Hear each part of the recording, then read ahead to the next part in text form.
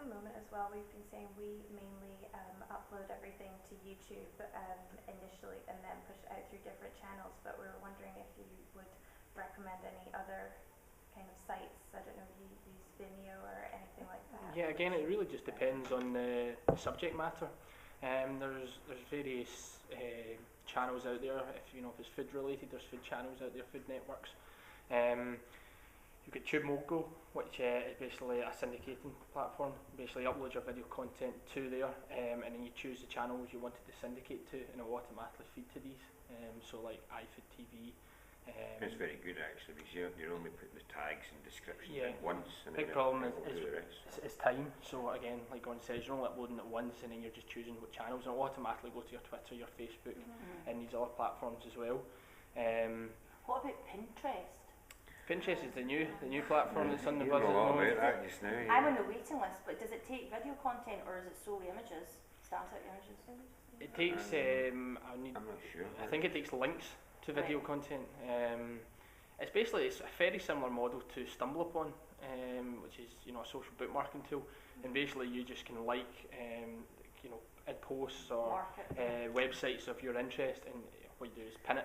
That's what they're calling it. And then people can see that on your people profile. can see it on your profile, and you can follow. Like I could follow yourself's profile and see things that you've pinned, and if I like it, I can pin it to my community and comment, etc. It's very similar to StumbleUpon. I saw a tweet this morning from Murray Strachan saying that it was driving more traffic than Google Plus at the moment. Yeah, it is. Yeah. Which is not surprising, but there you go.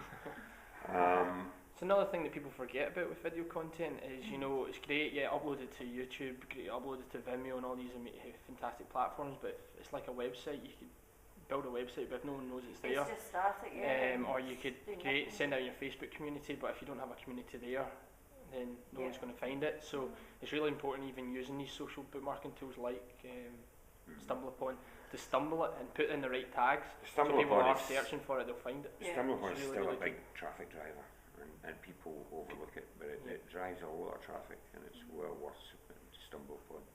You told me we stumbled upon many moons ago. Yeah, no, still, when we look at our own stats, it still drives a lot of traffic for our blog and website. Yeah. And what's good about StumbleUpon, it's relevant traffic because the user's putting in their interests, so they're putting in sports, and say it's only going to bring up a sports related video. It's not like it just randomly the views are specific to the subject. So and it's like, I suppose in Twitter, if you're hashtagging like subjects you're tweeting about, it's searchable as well. Yeah. So and it's going back to Vimeo there. You want to upload it to YouTube because of the massive power of the search engine there.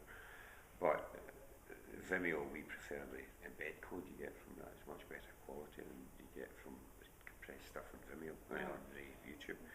So it's important to get it out to all these platforms and to share it on the likes of Twitter, because video can be viewed through Twitter now and onto Facebook and so on. But and I find the one thing that drives more traffic for us than any others, particularly our podcast, is the supporting blog.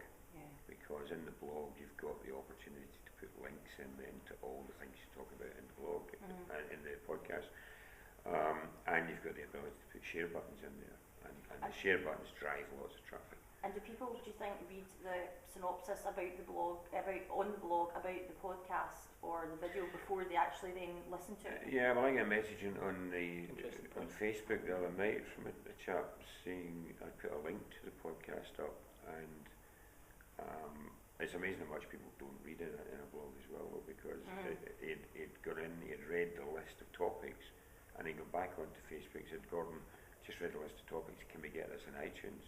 On the blog post there's a button that says download from iTunes, but he hadn't seen that, but he had read the list. And another thing that we do, and I was talking to somebody about a group of people in the Cultural Exchange about this last night, is that when we put a podcast out, we will then go on to the example I used was the podcast where we talked about the Dodo case that I got so much abuse for from an iPad. and it was round about the launch of the time that Quora was launched. Alright. So in the blog post we mentioned Quora and we mentioned the Dodo case, but we also put out a tweet then saying at Quora we talk about you in the podcast, and at Dodo case we talk about you in the podcast. So they then listened to it, and that worked with Zappos. Yep. They went and listened to the podcast Did they? and then retweeted it. So it's about using all of these things to try Yeah. and get it out there. And as Kyle says, it's not, field of dreams, build it and they will come. It's, you have to actually work and get the content out We were there. talking about this morning actually because we've just done a couple of videos for Isle of Mull Whiskey, and the first video went up, which was a sort of introductory video on their blog, and it was kind of pushed out. But I'm saying to him this morning, yeah, let me know when you're doing it so you can then coordinate when we're retweeting it, who we're pushing it out to, who we're actually engaging with when we upload it as well, because that then drives traffic to the blog. and Think engages about it, a big better. thing that people completely forget online is the time when you're posting things. I see things going up at like 9, 10 o'clock in the morning where I know that community is never going to be online. Yeah. You might be like a consumer brand or something that's, you clearly know it's going to be, most people are going to be online in the evening. So why Yeah. post it up during the day? Yeah. It's pretty much because the agencies are only working 9 till 5. Yeah. But they should be timing these posts to be going out in the evening as well. What about lunch hours? Could you recommend? Lunch hours Yeah, as well. But 8 till 9 for consumer product, 8 till 9 in the morning, lunchtime, and after 7 at night. you just got to think about are what your the customers are optimal doing. They're times. travelling to work. Yeah. They've got that spare maybe half hour in the train to boredom where they're going to go on their phone, they're going to check the latest news, Yeah. they're going to check their Facebook page. That's what that happens in a daily routine. Yeah. Lunchtime comes, they go and get their lunch, they spend another 10 minutes or 20 minutes on Facebook, and then into the evening. Yeah.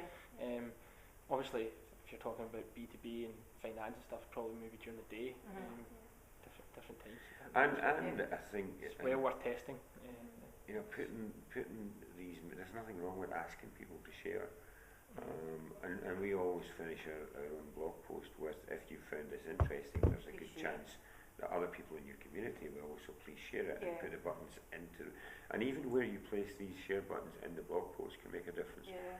And especially if it's a long blog post, we have on occasion put 3 sets of share buttons into a blog post, one at the top, one at the middle, one One at the bottom. bottom. So And there's it's every quite, opportunity, yeah. every sort of scope. it's quite well researched. I can't remember what the stats are, but there's a big majority of people never read the end of a blog post or an article in the paper. They read so much to get the gist of it, Yeah. and then they move on. Yeah. Now, if your share buttons are at the bottom, they're not going to get to that Yeah. message at the bottom. So That's like our press releases.